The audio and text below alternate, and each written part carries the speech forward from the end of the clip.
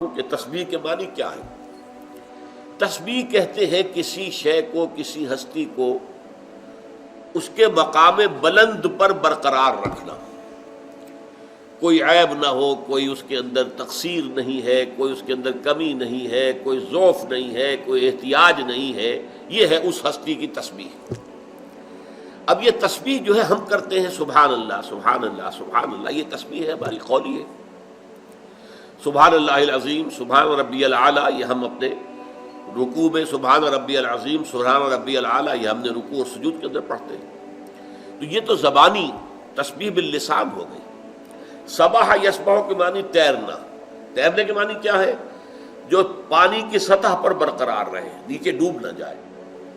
اسی طرح خلا میں تیرنا، کہ ہر شے کا جو مدار اللہ نے مقرر کر دیا وہ اسی مدار میں رہے، اس سے ادھر ادھر نہ ہو جائے۔ تو یہ سبح یسبح یہ پانی میں تیرنے کے لیے بھی اور خلا میں تیرنے کے لیے بھی۔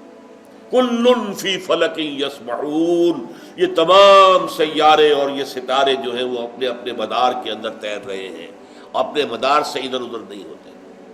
اور کسی کو سبح یسبح تیرانا، برقرار رکھنا، اس کی اونچائی، اس کے مقام عظیم جو ہے اس پر اسے فائز رکھنا، اس کے ساتھ کسی کمزوری کو، کسی احتیاج کو، کسی ضعف کو، کسی نقص کو، کسی عیب کو کسی درجے میں بھی منسوب نہ کرنا۔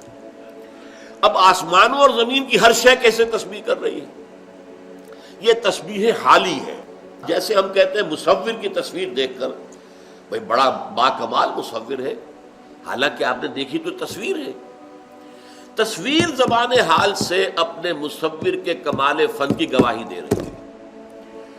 گویا کہ یہ پوری کائنات اپنے صانع، اپنے خالق، اپنے مالک، اپنے مصور، یہ الفاظ آپ کو معلوم ہے، هو اللہ الخالق البارئ المصور، وہ مصور بھی تو ہے۔ یہ نقشہ کشی کس نے کی ہے؟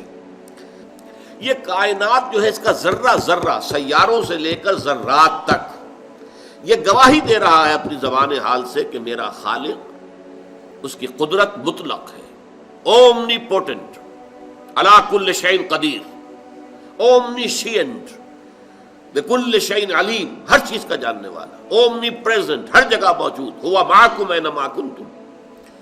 اور اس کے نہ علم میں کمی ہے، نہ اس کی حکمت میں کمی ہے، نہ اس کے اختیار میں کوئی کمی ہے، نہ اس کی قوت میں کوئی کمی ہے۔ ہر اعتبار سے، ہر عیب سے، ہر نقص سے، ہر ضعف سے، ہر احتیاج سے پاک ہے، اعلیٰ ہے، عرفہ ہے، منزہ ہے۔ یہ ہے تسبیح۔